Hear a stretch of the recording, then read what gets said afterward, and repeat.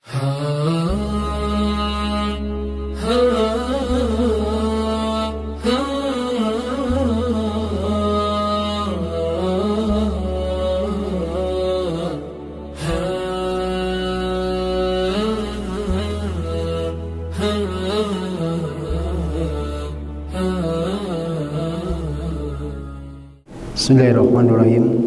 Assalamualaikum warahmatullahi wabarakatuh. Alhamdulillahilladzi bi ni'matihi tatimmus shalihat wa bi fadlihi tatanazzalul khairat wal barakat wa bi taufiqihi tatahaqqaqul maqasid wal ghayat. Asyhadu an la ilaha illallah wa asyhadu anna Muhammadan abduhu wa rasuluh la rasula wa la nabiyya ba'dah. Allahumma salli wa sallim wa barik ala nabiyyina Muhammadin wa ala alihi wa sahbihi ajma'in. Faya ayyuhal hadirun usikum wa nafsi bitaqwallah faqad fazal muttaqun. Jamaah ingkang kula mulyakaken, khususipun dumateng para sesepuh, bini sepuh, para alim ulama, dumateng pimpinan ranting Muhammadiyah Bolang dengan segenap jajaranipun, dumateng ketua takmir saha pengurus takmir Masjid Baitur Rahman, leres nggih, ingkang mugi-mugi dipun mulyakaken dening Allah Subhanahu wa taala. Langkung rumiyin monggo kula dherekaken munjukaken raos puji lan syukur dumateng Allah Subhanahu wa taala. Inggih wonten ing jam menika kula lan panjenengan saged kempal manunggal kanthi boten manggi alangan setunggal menapa. Salajengipun shalawat salam katur dumateng junjungan kita Nabi Agung Muhammad sallallahu alaihi wasallam ingkang tansah kita antu-antu syafaatipun, ugi ingkang tansah kula lan panjenengan dhereki sunnah-sunnahipun. Jamaah ingkang kula mulyakaken, Bapak saha Ibu rahimani wa rahimakumullah. Perkenankan pada kesempatan pagi hari ini kami akan sedikit menyampaikan kuliah subuh. Dugi jam pinten niki, Pak? 6 nggih. Nggih, berarti kurang 30 menit nggih. Baik Bapak dan Ibu yang dimuliakan oleh Allah Subhanahu wa taala, perlu perkenalan mboten niki? Perlu nggih? Nggih. Ini ingkang sampun tepang nih Ustadz Sohibul, kalau Ustadz Fajar nggih. Yang lain mungkin ada yang sudah kenal, ada yang belum. Nah, itu nama saya itu Hasan Arifin. Saya asli lahir dari Gunung Lor, Gunung Sindoro, yaitu tepatnya Kadekan Ngadirjo Temanggung. Kalau istri saya Gunung Kidul, saya Gunung Lor. Alhamdulillah sekarang saat ini tinggal di Perum Gria Sakinah Temanggung, satu kelurahan dengan Ustadz Makmun, Ustadz Jundardo, satu RW bahkan. Setiap hari kami gelidik buruh di kantor Kementerian Agama Kabupaten Temanggung, yaitu di Jalan Jenderal Sudirman, depan MAN Keuangan. Setunggal cabang kali mriki nggih, Keuangan nggih. Kemudian napa melih? Istri saya alhamdulillah dua anaknya, yang dua anaknya ya, semuanya sudah di pesantren, jadi tinggal berdua di rumah. Kemudian alhamdulillah juga saya lumayan agak lama tinggal di Keranggan ini, tetapi di Gandoan, alias dulu belajar dengan almarhum Simbah Kiai Haji Sugianto. Bapak dan Ibu yang dimuliakan oleh Allah Subhanahu wa taala, pada kesempatan pagi hari ini coba kami sedikit di waktu yang cukup singkat ini, mari bersama-sama kita mengkaji berkaitan kaitan dengan kurban, karena insya Allah ini adalah tema yang paling pas. Karena sebentar lagi, berapa hari lagi? 6 hari ya? 6 hari lagi kita akan melaksanakan ibadah kurban. Oleh karena ini insya Allah ini adalah tema yang pas, yang tepat untuk bisa kita kaji bersama. Meskipun kalau tidak salah hari Ahad kemarin Ustadz Pujianto juga sudah menyampaikan berkaitan dengan fikih kurban. Nah, barangkali nanti ada yang sedikit mengulang. Saya kira tidak masalah, karena yang namanya ilmu itu juga perlu kita ulang. Tapi mungkin mudah-mudahan juga ada sebagian ilmu baru. Nah, itulah yang kita harapkan, sehingga ada penambahan ilmu pengetahuan. Bapak dan Ibu yang dimuliakan oleh Allah Subhanahu wa taala, pada kesempatan pagi hari ini saya mengambil sebuah tema, yaitu meraih kesempurnaan kurban. Ya. Jadi ketika kita melakukan segala sesuatu itu inginnya kita sempurna, tidak hanya menggugurkan kewajiban. Okay. Kadang-kadang ada sing penting kelakon, sing penting sah. Tapi yang utamanya adalah bagaimana kita melakukan sebuah ibadah itu betul-betul sempurna, ya, melakukan dengan sebaik mungkin. Contoh gampil, misalnya bapak lan ibu kagungan putra. Misalnya bapak-bapak punya anak laki-laki, kemudian disuruh nyapu rumah, misalnya ngaten niki, "Le, tolong omahe disapokke." Nah, mungkin sang anak akan menjawab, "Nggih Pak, siap." Kemudian anak itu akan menyapu rumah. Tidak lama kemudian sang ayah kemudian bertanya, "Le, apa wis disapu?" "Sampun Pak, aku isih reget." "Ah, sing penting nak wis." Mungkin ada seperti ini, mungkin kadang-kadang bapak menyuruh anaknya untuk nyapu rumah, tetapi sama sang anak meng disrat dhuwur meja, ngisor meja, pojokan-pojokan mboten disapu. Hasilnya nggih sing penting pun melakukan. Utawi mungkin ibu-ibu, oh nggih, niki langkung terdengar lebih jernih. Nah, kemudian mungkin kemudian mungkin ibu-ibu juga suatu ketika menyuruh putrinya untuk ngasai piring. Nduk, double lagi Pak. Wah, kathah nih. Oh, ke atas ya. Mungkin juga suatu ketika ibu-ibu nyuruh putrinya untuk nyuci piring, Nduk, tolong diasahke piring. Mungkin anak putri itu juga akan menjawab, "Nggih Bu." Tapi apa yang terjadi ketika sudah mencuci piring selesai, kemudian ditanya, "Lho Nduk pun wis ngasahi durung?" "Sampun Bu." "Matur nuwun, piringnya resik-resik tenan." Ning apa yang terjadi? Ternyata sanlete entek. Pun tahu kan Bu? Jadi kadang-kadang anak putri disuruh mencuci piring, resik, neng sanlete sing kudune gawe pirang-pirang minggu sedina entek, mergane boros, gitu. Nah, kadang-kadang di dalam ibadah kita itu kita kadang-kadang kurang memperhatikan atau sing penting secara syar'i sah, tetapi kadang-kadang sisi lain tidak kita perhatikan sehingga menjadi kurang sempurna. Nah, inginnya kita itu adalah kita melakukan ibadah secara syar'i sempurna, tetapi dari segi lain juga kita bisa menunaikannya.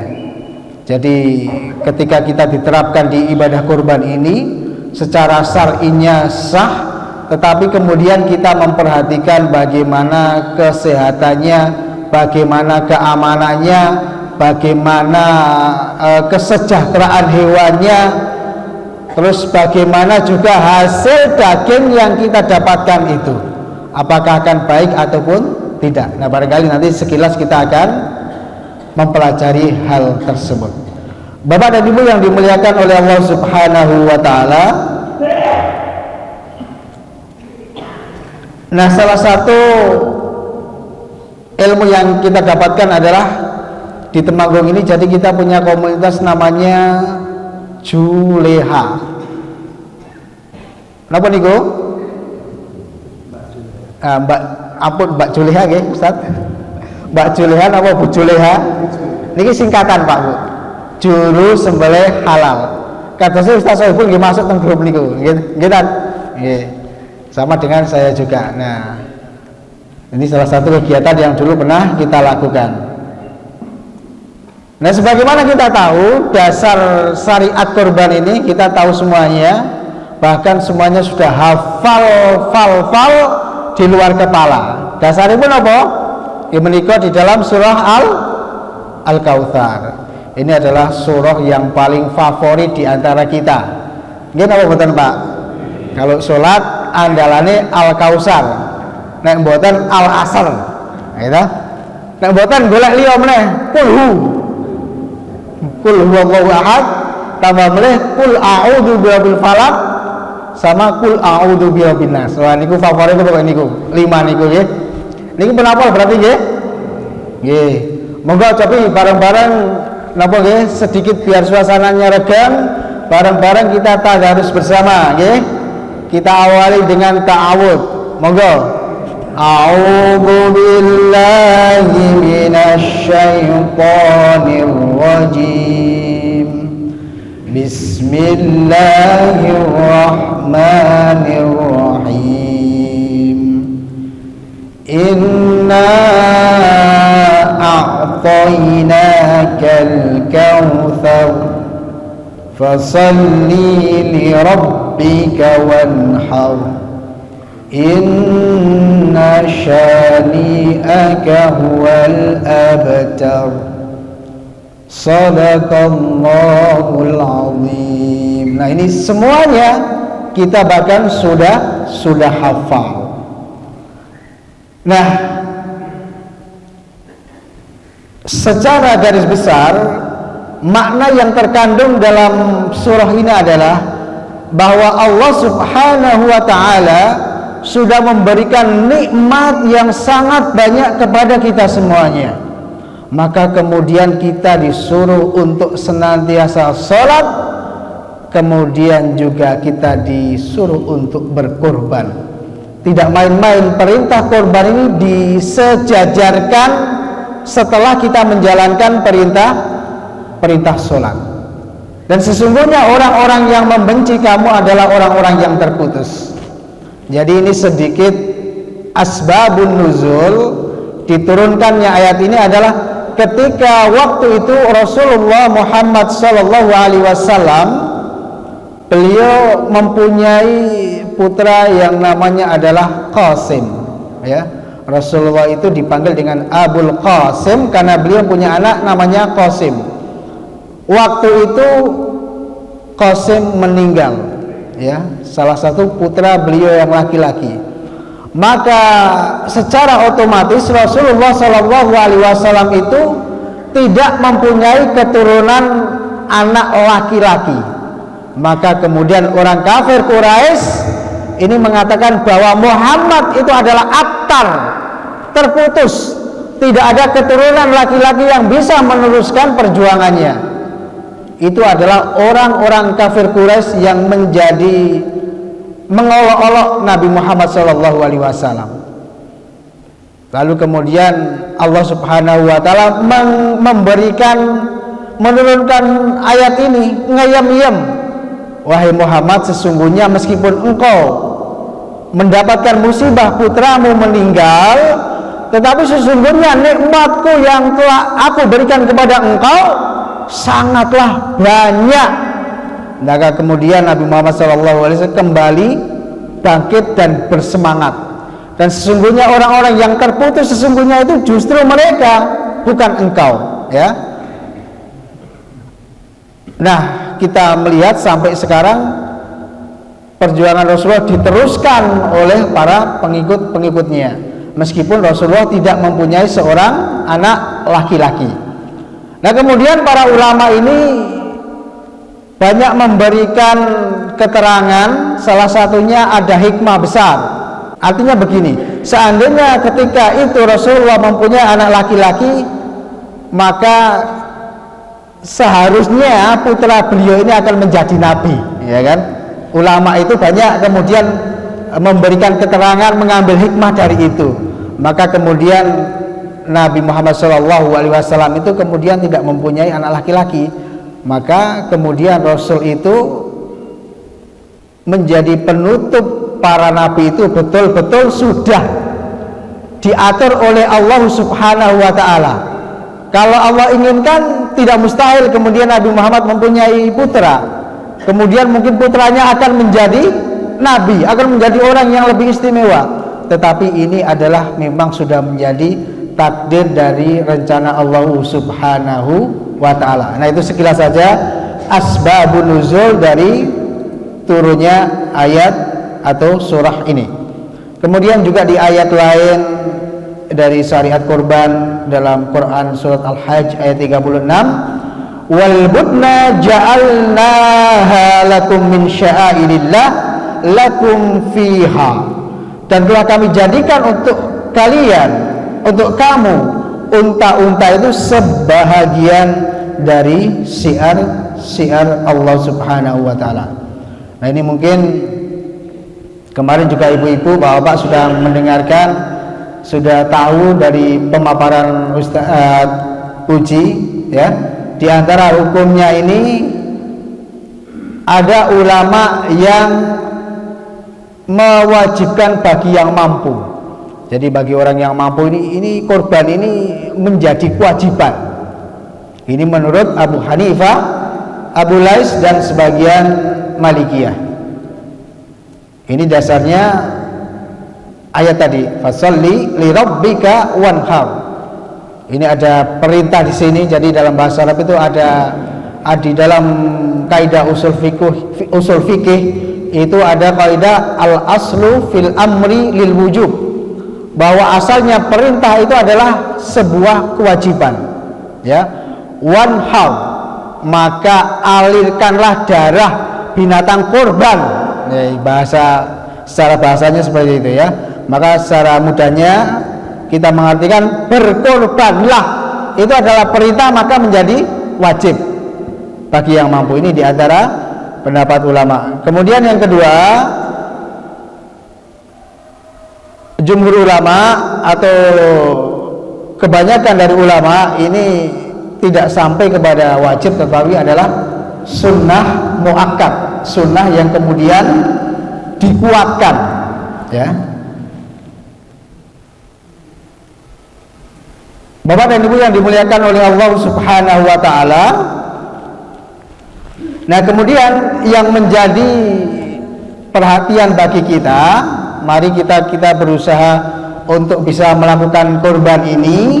Dan ingat bahwa kurban itu bukan sekali seumur hidup, tetapi 1 tahun sekali. Nah, kalau bisa sunnahnya seperti itu. Kadang-kadang di masyarakat kita itu salah pandangan. Kurban itu langsung penting seumur hidup sepisan. Ambian wis tahu ya wis ora usah meneh. Kadang wonten yang seperti itu. Nah, akan tetapi yang disunahkan itu setahun sekali. Jadi ketika kita diberikan rezeki, maka setiap tahun kita berkorban itu luar biasa, ya. Karena ngatan Bapak dan Ibu, yang namanya korban itu tidak harus kemudian dengan kambing yang istimewa. Ora kudu sing regane 3 yuta 4 yuta, gitu. Sekarang niku harga kambing 1,5 juta mawon onten. Nah, 1,7 onten, 2 juta kathah. Nah, ini barangkali menjadi motivasi untuk kita, tidak harus kemudian dengan kambing yang istimewa, ya, agar kita bisa berupaya kurban setiap tahun. Ini sebenarnya ada sebuah kisah yang kemana ini? Oh, ini kelanjutannya dulu, ya. Kita kembali lagi kepada hukum tadi, ya. ada suatu ketika korban itu bisa menjadi wajib. Kapan korban menjadi wajib? Bapak, ada yang tahu? Oke, tadi Ustadz Saiful pasti tahu nih. Kapan korban menjadi wajib? Ketika seseorang itu bernadzar. Bernadzar niku pripun? Bernadzar niku contohnya sesuk nek anakku lulus SMA, sesuk nek anakku lulus S1 aku arep kurban. Nah, ketika sudah demikian maka kemudian itu menjadi kewajiban, harus dilakukan. Kalau tidak dilakukan maka kemudian menjadi dosa, ya. Kemudian yang kedua, ketika seseorang itu sudah berjanji ataupun berniat membeli hewan untuk kurban, misalnya kata Pak, aku arep tuku wedhus iki arep tak nggo kurban tahun iki, ngaten niku. Nah, berarti nek pun tumbas kemudian dipelihara, nah ini kambing ini wajib untuk disembelih untuk kurban, ya, karena sudah diniatkan untuk kurban. Bapak dan Ibu yang dimuliakan oleh Allah Subhanahu wa taala, nah ini kita sudah memasuki di 10 hari awal bulan Dzulhijjah. Maka kemudian bagi yang berniat untuk melakukan kurban hendaknya tidak memotong rambut, juga tidak memotong kuku. Nah, ini kadang-kadang di antara kita itu ada beberapa tipe manusia kita mendekati kurban. Ada orang yang mampu kemudian dia bersegera untuk melakukan. Ini tentunya orang yang terbaik. Kemudian yang kedua, tidak mampu tapi pengen berkontribusi. Nah, ini mudah-mudahan kita paling enggak di kategori inilah, ya. Belum mampu kurban tetapi aku pengen ngelewangi, ya monggo bisa kemudian merapat kepada panitia, membantu proses kurban, membagi-bagikan korban dan seterusnya. Ada orang yang tidak mampu kemudian tidak korban. Nah, ini memang kondisi ekonomi barangkali, ya. Tetapi yang kadang-kadang semoga kita terhindar dari hal ini, orang yang mampu sebenarnya tetapi tiba-tiba merasa miskin, ya. Jadi toto lahir umai megah mewah, kendaraan pirang-pirang, gitu. Neng begitu mendekati musim kurban kadang-kadang sok tiba-tiba merasa tidak punya, ya. Nah, ini salah satu contoh, nyuwun sewu, ini saya menyinggung ini, kalau yang merasa tersinggung ya nggak apa-apa lah, bismillah, ya. Mungkin ada orang yang hobinya itu nyuwun sewu merokok setiap hari, Pak. Wonten mboten mriki? Wonten nggih? Dugi tiyang nggih. Nggih, nyuwun sewu nggih. Misalnya sehari niku habis 1 bungkus niku regine pinten? 20.000 ngaten mawon nggih. Dikalikan 30 hari kali 12 bulan 1 tahun 7.200.000, Pak. Niki nek ditumbaske kambing pun angsal kalih. Nek ditumbaske kambing sedaya niki pun angsal murino. Kambing sing gemuk nika. Gitu. Nah, niki. Nah, seandainya orang itu kemudian menyisihkan separuh saja, insya Allah setahun sudah dapat kambing. Nah, mudah-mudahan kita termotivasi untuk bisa menabung untuk membeli hewan kurban. Ini ada video yang menarik. Ini di daerah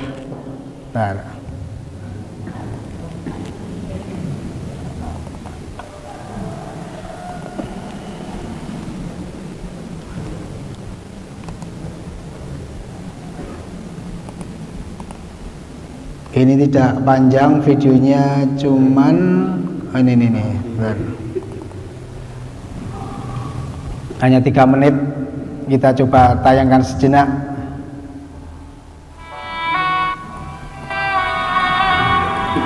Ini ada sebuah cerita kisah. Bahkan kalau di wilayah sini sudah termasuk mbah atau ada seorang mbah-mbah yang rumahnya riot, ternyata ketika ya, kemampuan beli rumahnya dari papan, tidak menghargai secara ekonomi tidak punya penghasilan yang tetap, tetapi beliau hampir setiap tahun bisa kurban.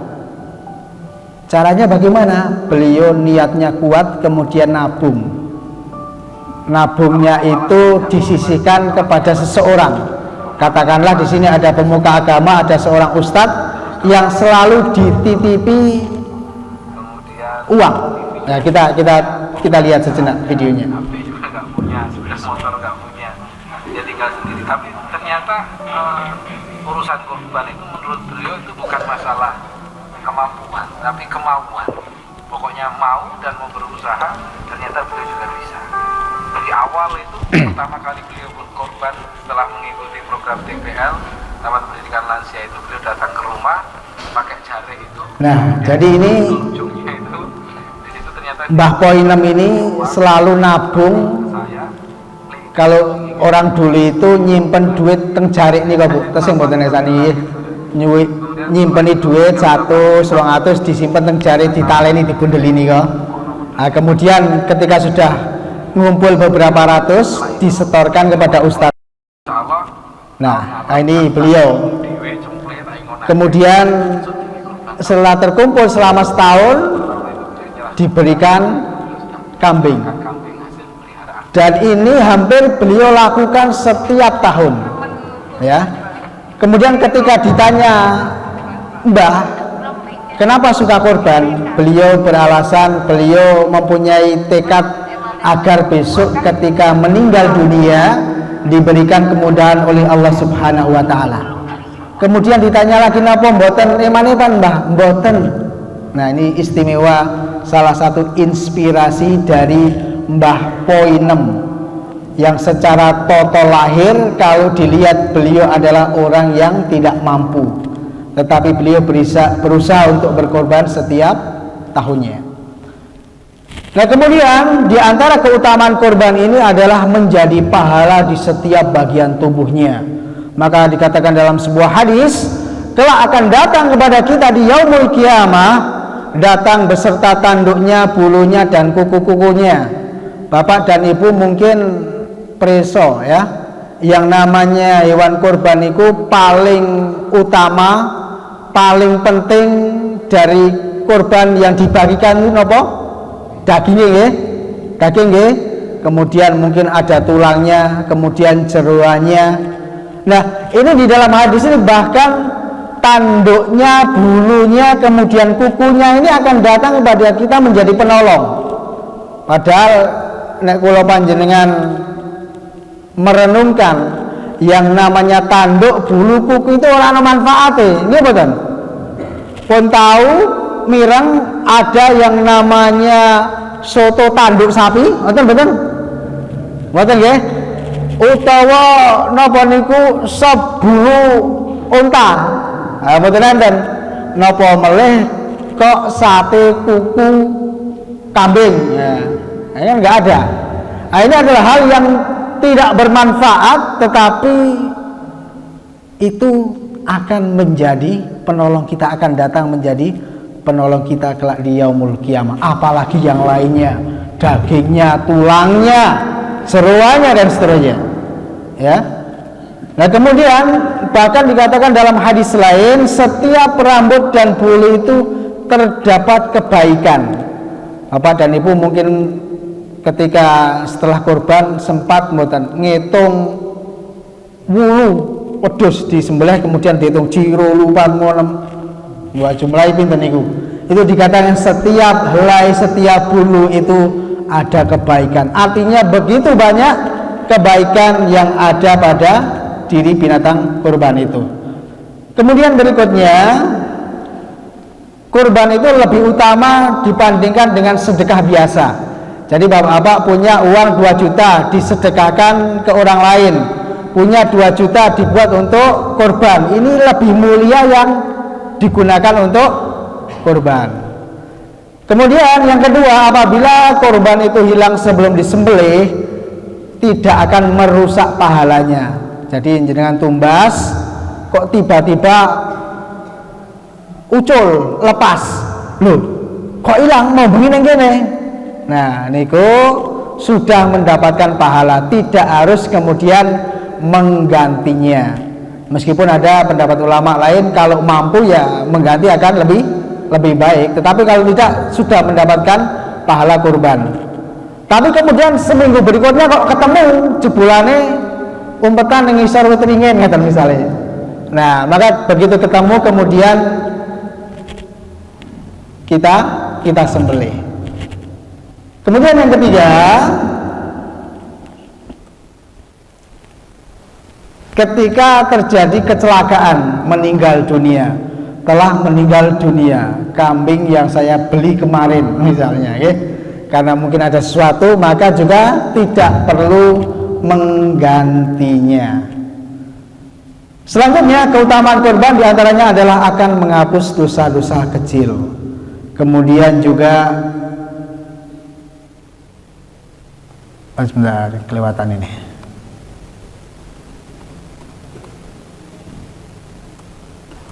Ya, di antara keutamaan kurban akan menjadi penghapus bagi dosa-dosa kita, terutama adalah dosa-dosa kecil yang ada pada diri kita. Karena yang namanya dosa itu tidak ada dosa besar bermula dari dosa kecil yang banyak. Maka ketika dosa kecil yang banyak itu dihapus, insya Allah akan menjadi lebih bersih. Kemudian sebagaimana yang kita tahu, binatang yang boleh dikurbankan diantaranya adalah unta, sapi, dan kambing. Terus wonten pertanyaan, Pak, anak kula gada ayam, ayamnya kathah wonten 100 ayam, nek dikurbanke angsal mboten? Asal mboten, Pak? Asal durupake. Ya nggih leres nika. Ketika punya ayam, dilala kok gada ayam jago 30 ekor. Sak ekore harga 10.000. Didol kabeh entuk duit 3 yuta. Nah, langsung ditukar kambing. Ngaten carane nggih. Nah, ini menurut pendapat Imam Madhab, untuk hewan yang dikurbankan ini unta itu adalah umurnya 5 tahun, kemudian kambing rata-rata 1 tahun. Tetapi ada Imam Syafi'i ini 2 tahun.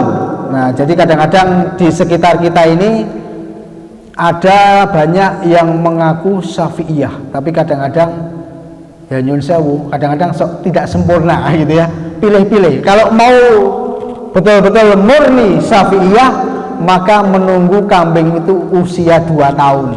Nah, tetapi kita di kalangan Muhammadiyah, kita tidak mengambil khusus dari madhab tertentu, tetapi kemudian melalui majelis tarjih itu kemudian mengambil dari salah satu dalil yang rajih, yang kuat ya. Maka kemudian kita bisa memakai yang usia 1 tahun itu sudah bisa untuk korban. Ini semuanya sudah tahu tentunya. Yang tidak boleh dikorbankan diantaranya yang jelas nampak penyakitnya, ada yang pincang, ada yang picek. Picek ini kenapa? Salah satu matanya itu tidak melihat ya. Kemudian ketika juga binatang itu betul-betul kurus kering, tidak ada dagingnya. Nah, ini lebih baik kita tinggalkan, kita mencari yang lebih berisi tentunya. Nah, di antara kita ketika memilih hewan itu ada trik-triknya. Di antaranya adalah hewan yang baik, yang istimewa itu wajahnya kelihatan ganteng dan menawan. Nah, ini kalau yang ahli biasa ngopeni binatang ini akan tahu sing ganteng piye gitu kan. Di antaranya selain dari wajahnya yang ganteng, kemudian hidungnya itu sedikit berembun. Nah, ini kita sudah bisa melihat ketika hewan itu sedikit berembun di di dunia ini berarti adalah hewan yang sehat. Kemudian makannya lahap, fesesnya normal, bulu kulit halus mengkilap. Ya. Nah, ini adalah salah satu gambaran kambing yang menjadi favorit Rasulullah Shallallahu Alaihi Wasallam. Digambarkan dalam sebuah hadis, yaitu kambing yang bertanduk, kemudian kaki-kakinya ada motif hitamnya, ya. Kemudian ada warna hitam di sekitar matanya. Nonton mboten ngaten iki. Kadang-kadang sawanten nggih berkacamata hitam. Nah, kalau panjenengan menemukan kambing yang seperti ini istimewa, silahkan bisa untuk kurban. Tetapi tidak harus nggih. Ini adalah gambaran kambing yang dicintai oleh Rasulullah Shallallahu Alaihi Wasallam. Kemudian untuk kurban itu juga bisa satu orang di atas namakan keluarga untuk bersama-sama. Bapak dan Ibu yang dimuliakan oleh Allah Subhanahu wa taala, agak cepat saja ini ya. Nah, ini diantara urutan hewan kurban yang paling utama. Ini diantara ulama berdasarkan sebuah hadis, ketika seseorang di hari Jumat kemudian datang ke masjid untuk melakukan sholat Jumat, maka yang datang pertama atau di shaf yang terdepan seperti dia kurban unta. Kemudian yang kedua seperti dia kurban sapi. Kemudian yang ketiga seperti dia kurban kambing. Maka dari ini ulama menyimpulkan bahwa kurban yang utama, yang afdol itu adalah unta, sapi, kemudian kambing. Ini adalah satu orang maksudnya ya. Satu orang kurban unta, satu orang kurban sapi, satu orang kurban kambing. Nek patungan pripun? Nek patungan ini menurut sebagian ulama ini ketika dibandingkan dengan seseorang yang kurban kambing 1 ekor dengan sapi 7 orang, maka lebih afdal yang kambing 1 orang. Kemudian patungan unta, patungan sapi, dan seterusnya. Ini alasannya apa? Di samping hadis ini diantaranya ulama memberikan alasan ketika seseorang yang patungan sapi 7 orang, maka ketika menyembelih itu hanya sekali, berdoanya hanya sekali. Tetapi ketika 7 kambing, maka dia menyembelih, menyebut asma Allah 7 kali, mengalirkan darahnya 7 kali. Nah, ini diantara alasan ulama mengapa kemudian memposisikan kurban kambing seekor itu lebih utama daripada sapi 7 orang. Tapi kalau bisa sapi 1 orang, ya itu luar biasa sekali ya. Kalau zaman dulu kadang-kadang kita masih mendapatkan seperti itu, tapi sekarang agak jarang. Nah, kemudian sebelum melakukan penyembelihan ya, kita tentunya berusaha untuk melakukan persiapan yang baik. Di antaranya kalau kita gambarkan seperti ini. Macet nih.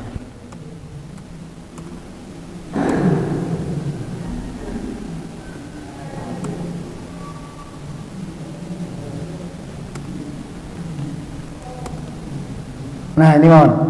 Nah, di antara yang kita persiapkan adalah kita dengan menggunakan senjata yang tajam. Jangan sampai kemudian kita menyiksa binatang kurban.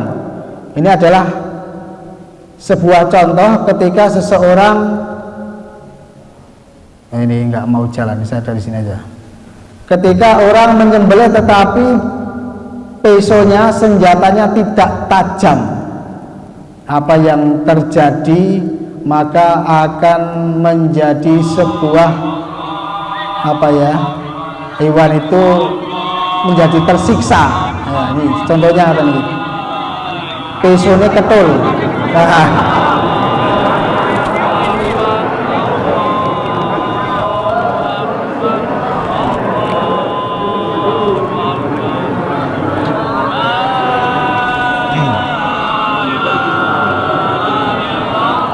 Isune kedul tur kurang panjang.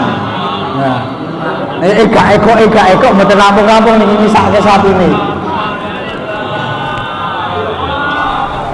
Nah. Niki sing nonton mawon mboten tegel niki. Gitu.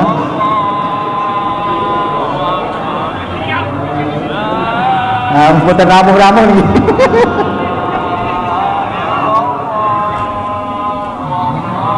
Nah, maka kemudian kita diperintahkan untuk menggunakan senjata yang tajam, betul-betul persiapan sebelum menyembelih.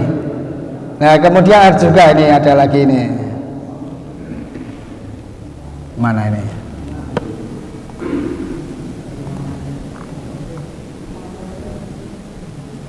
Nah, niki.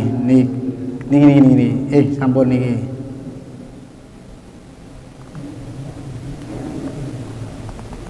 Nah, niki juga sama ini.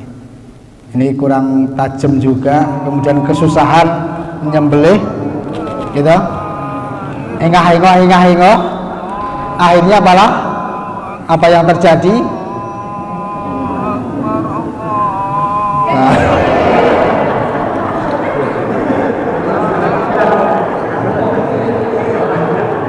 Nah, malah kejungkel, gitu.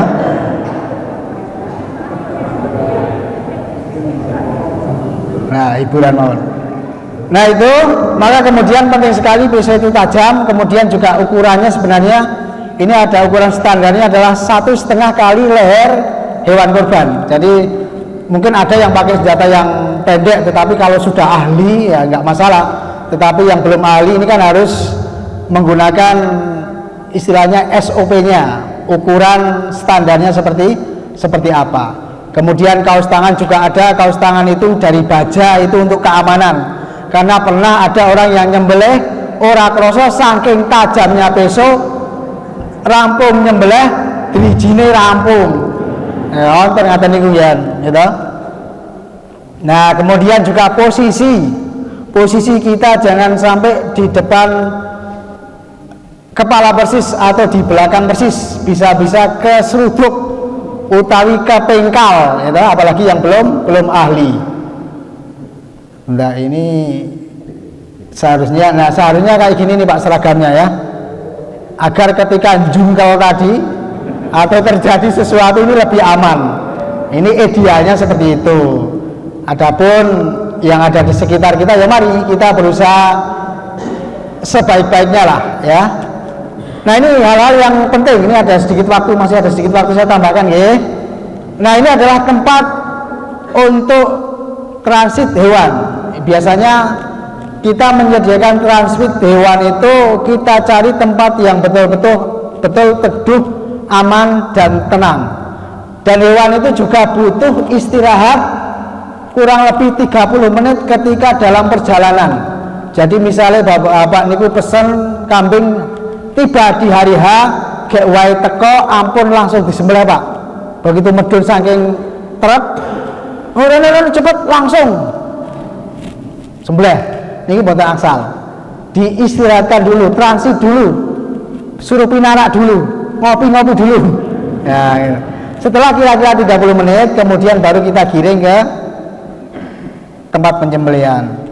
Kemudian juga khususnya sapi ini kalau bisa dijauhkan dari warna-warna kontras. Kalau bisa pas hari H itu ada baiknya misalnya panitia mengumumkan besok seragamnya ireng ye, hitam semuanya. Itu sapi insya Allah lebih tenang. Nono abang, hijau, jambon, kuning, biru dan seterusnya. Sapi ini bingung Bu. Ini ibu-ibu kok ayu-ayu sedaya. Nah, itu diusahakan seperti itu. Kemudian tempat transit yang layak. Nah, samping ini istimewa ini teng hotel ini. Ya tidak harus seperti itu layaknya manusia, tetapi layaknya hewan seperti apa perlu kita perhatikan. Nah, ini penting. Perlunya juga sebelum disembelih istirahatkan dari makan, dipuasakan. Nah, ini gua mboten ngerti teng mriki sok dipuasakan apa mboten. Kadang-kadang di sekitar kita itu sok mesake malah sok dikasih makanan sak oke-oke. Ayo sesuk mati saiki mangan sing oke. Nah, niku salah. Seharusnya puasakan dulu, kemudian besok ketika disembelih, insya Allah akan mengurangi isi perut, darahnya akan keluar lebih banyak, kemudian karkas mudah dikuliti, dan juga menghindari resiko muntah saat disembelih. Ya. Kemudian pisahkan transit dengan yang disembelih. Mriki tempat penyembelihan transitnya sing rada adoh. Nek cepak dialing-alingi, ampun dijajarke, niki nyembelih, niki koncone weruh. Waduh, bariki aku. Nah, niku kita harus jauhkan ya. Jangan mengasah bisa di depan hewan. Ini hewannya ngasah ning ngarepe sering. Bariki kowe ya. Hewan itu bisa stres ya. Karena dahulu pernah zaman sahabat ketika mau menyembelih kemudian sudah sudah siap untuk disembelih ngasah ning ngarepe. Wedhus niku melirik sing nyembelih. Ini. Kemudian Rasulullah Shallallahu Alaihi Wasallam mengatakan, mengapa tidak engkau tajamkan lebih dahulu tadi? Ya, kalau seperti ini engkau menyiksanya seakan-akan mematikan hewan itu sebanyak 2 kali. Maka kemudian kita tidak boleh mengasah senjata di depan hewan. Oke. Kemudian penurunan hewan juga kita tentunya harus hati-hati, tidak asal tarik saja, ya. Kalau misalnya dari truk, dari kendaraan kita kasih tangga, ngoten nggih, mboten ngagem lift, mboten napa-napa, paringi tangga. Ya toh? Nah, kemudian juga hewan itu kambing sapi itu kalau biar nurut kan biasanya dikasih tali kelo. Ini kalau betul-betul talinya itu sesuai dengan aturan, katanya akan mudah dikendalikan. Nah, ini kita mulai. Nah, ini orang India atau ini. Nah, ini rahasia bapak-bapak numbaske ibu-ibu ngaten iki. Insya Allah ibu-ibu mudah dikendalikan, Pak. Gitu, ditumbaske sing kata insya Allah diperintah apa saja nurut ibu-ibu. Ini selingan mawon nggih. Nah, hampir terakhir. Efeknya apa? Efeknya ketika kita tidak memperhatikan kesejahteraan hewan, ketika hewan itu stres, maka akan berpengaruh kepada kualitas daging. Ya, kalau hewan kita perlakukan dengan baik, maka dagingnya normal akan bagus seperti bawah ini. Kalau kemudian hewan stres, bisa jadi daging akan berubah seperti warna yang tengah ini. Ketika kualitas yang terjelek, bisa menjadi daging seperti yang di atas tadi, ya. Nah, barangkali masih banyak sebenarnya, tapi karena waktunya sudah habis, ya, saya tambahkan sedikit saja, yaitu sebentar, mana ada yang penting ini. Kita pilih yang penting saja. Ketika kita setelah menyembelih hewan, kita menunggu hewan itu betul-betul mati, kemudian baru kita potong kepalanya atau kita keleti. Caranya mungkin mudah-mudahan di sini juga sudah mempraktekkan, sudah tidak ada refleks kornea mata, kira-kira 2 menit lah digerak-gerakkan tangan kita. Nek pun boten kedat, insya Allah aman. Ini nggak bisa kedat, ting ting. Nah, berarti kan masih hidup, masih gerak, kan? Karena apa? Pernah terjadi ini, sembelih sudah keluar darahnya, kira-kira mungkin perasaannya dia yang nyembelih kius mati, langsung diteruskan memotong lehernya, ya kan? Belum mati, secara sempurna kemudian dipotong kepalanya. Ini termasuk sadis, ya. Jadi kita biarkan dulu beberapa saat, syukur kemudian kita cek betul-betul meninggal, baru kemudian kita eksekusi. Nah, diantaranya agar daging itu menjadi lebih baik, tidak perengus, di saluran makan itu ditali, Pak. Jadi di sebelah jalur nafas itu ada jalur makan. Nah, itu lebih baik ditali biar kemudian tidak keluar kotorannya, dan insya Allah akan tidak menjadi perengus. Teorinya seperti itu. Kalau sudah dilakukan alhamdulillah, kalau belum ya bisa coba kita lakukan. Bapak dan Ibu yang dimuliakan oleh Allah Subhanahu wa taala, mboten kraos, mboten krasa ternyata sudah jam 6 lebih. Ya mudah-mudahan apa yang kami sampaikan di pagi hari ini ada sedikit mengulang, refresh, ada yang baru, alhamdulillahirabbil alamin. Sebelum saya tutup, ini sebelumnya saya membawa souvenir ini, ada 2 souvenir. Ini kalau tidak saya berikan ini kok iman-iman, ya. Maka saya akan berikan ini. Kira-kira sinten ingkang kersa? Kita mengulang lagi ya, mengulang lagi. Hukum apa namanya? Kurban itu menurut ulama ada 2. Napa Pak? Sinten ingkang bisa ngulangi? Saya kasih souvenir. Monggo. Andan? Monggo. Napa? Napa Pak? Sunnah muakkad. Ada lagi 1? Wajib bagi yang mampu. Ini pendapat ulama.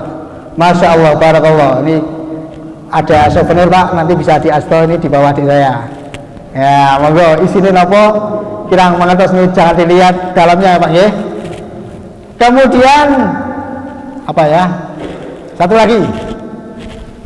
Urutan afdolnya kurban dari binatang-binatang yang ada kambing, unta, sapi, urutannya pripun? Ibu-ibu apa sing saged jawab? Biar ibu-ibu dapat. Apa Bu? Adan?